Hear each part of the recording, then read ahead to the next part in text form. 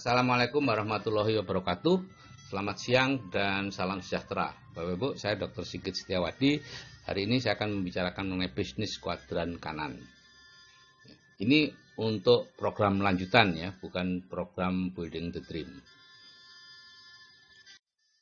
Ada 4 cara Bapak Ibu mendapatkan penghasilan, yaitu sebagai employee, self-employed, business owner, dan investor. Ya. Employee itu hard work, kerja keras ya, pegawai ya, tidak aman dan tidak punya waktu. Dan self-employed itu seperti dokter, pengacara, notaris, kemudian pemilik toko, pemilik restoran, pemilik bengkel, itu biasanya utangnya besar dan tidak punya uang, walaupun kelihatannya hidupnya mewah. Gitu ya. Dan yang ketiga adalah business owner, itu pemilik bisnis bersistem. Ya, Anda punya sistem, orang bekerja kepada Anda. Ya.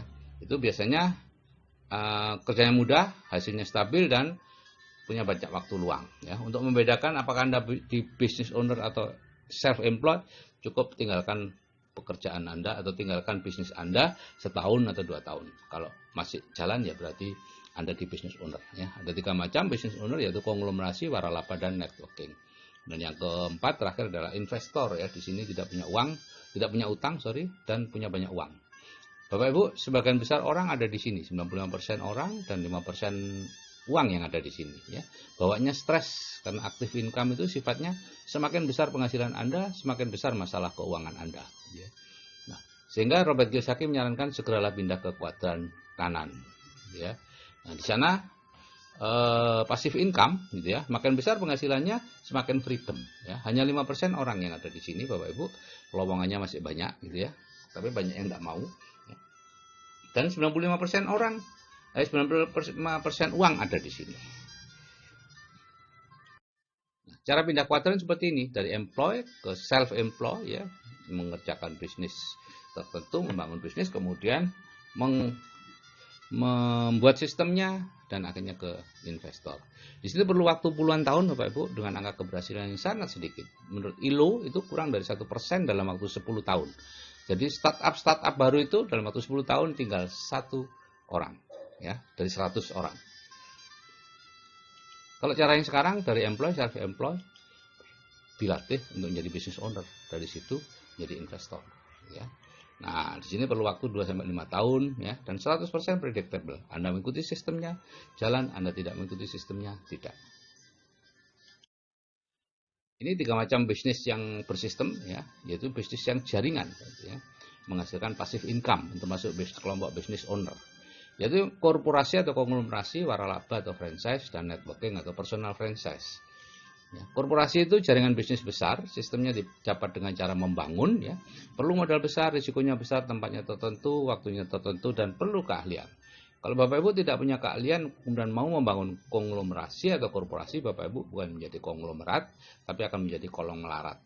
Dan banyak sekali yang bertebaran seperti itu. Ya, yang kedua adalah waralaba. Ini jaringan bisnis sejenis ya, toko, restoran, dan lain-lain, rumah sakit ya.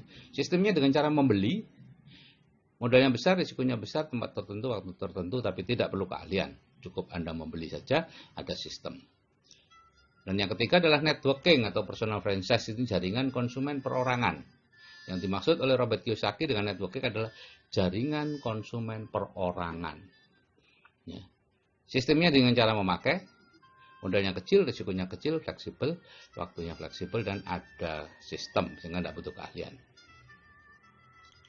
Jadi kalau kita lihat konglomerasi itu seperti itu Bapak Ibu ya. Bapak Ibu bangun bisnis apa saja.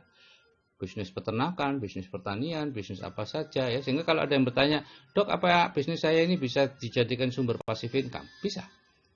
Asal Anda membangunnya menjadi korporasi sehingga autopilot. Bangun sistemnya autopilot. Butuh 2-3 kali bangkrut. Ya, dan butuh waktu puluhan tahun dengan angka keberhasilan yang kecil. Tadi itu ya, kurang dari 1% dalam waktu 10 tahun. Nah, kalau Anda waralaba, itu yang dimaksud adalah membeli gerai waralaba yang sudah jadi, bukan membangun bisnis waralaba baru. Ya, kalau Anda membangun bisnis waralaba baru, berarti Anda sedang membangun bisnis, membangun sistem supaya autopilot. Itu, ya.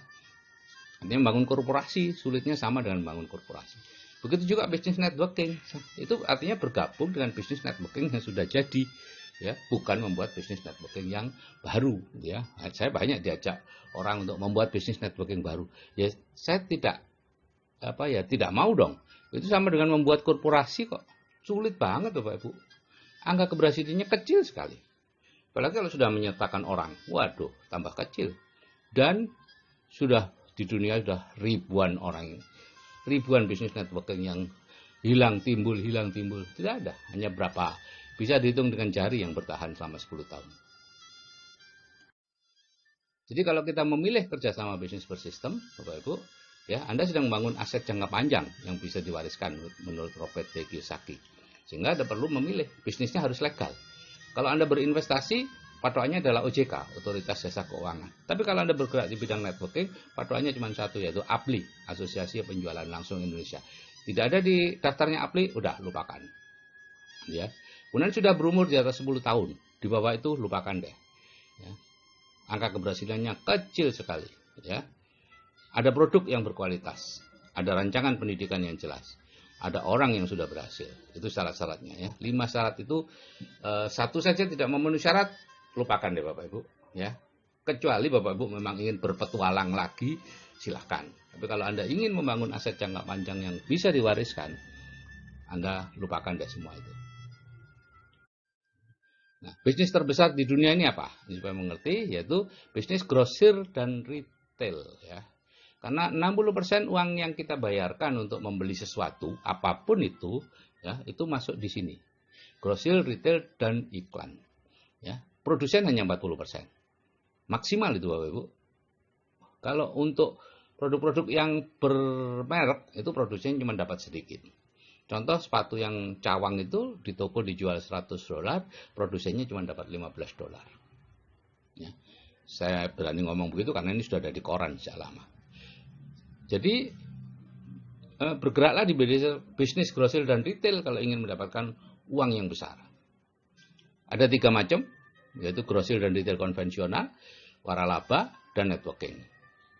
Jadi kalau grosir dan retail konvensional ini Anda yang bangun toko, Anda yang mengisi toko, Anda yang mengelola toko, Anda yang mencari konsumen, ya semuanya Anda, modalnya tentu besar, keuntungannya ya lumayan, 5-10% dari omset.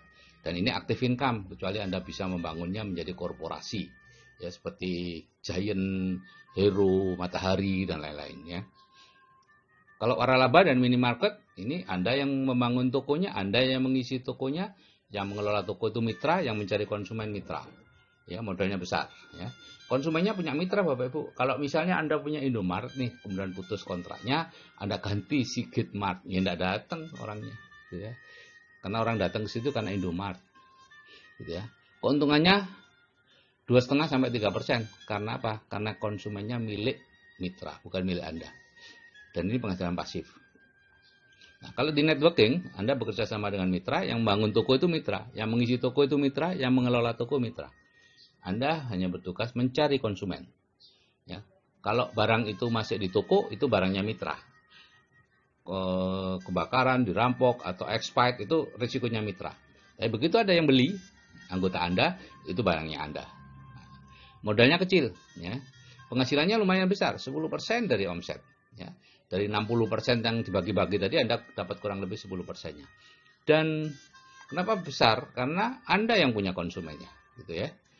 Jadi siapapun pemilik konsumen, dialah pemilik bisnis yang sebenarnya. Traveloka, Gojek, Uber, itu semua pemilik konsumen. Nah, jadi kalau Anda ingin kaya sejati, Bapak Ibu, ya, bisa rekreasi dengan bebas, punya banyak waktu luang, bisa punya rumah besar dan sebagainya, bebas finansial dan bebas waktu, maka ini jalannya. Ya. Kalau tidak, misalnya tidak ingin, ya sudah, tidak apa-apa. Jadilah yang seperti sekarang, karyawan, pebisnis kecil, profesional, bisnis online, money game, direct selling, MLM, bertani, beternak, dan sebagainya. Tapi kalau Anda ingin bebas finansial dan bebas waktu, tinggal ditanya, punya uang enggak? Kalau punya uang, oke, lakukan investasi, ya, atau beli waralaba. Kalau tidak punya uang, tinggal tergantung, Anda punya umur enggak? Kalau umurnya kurang dari 30 tahun, bangunlah bisnis konglomerasi, bisnis networking. Atau kalau cepat ya bisnis networking.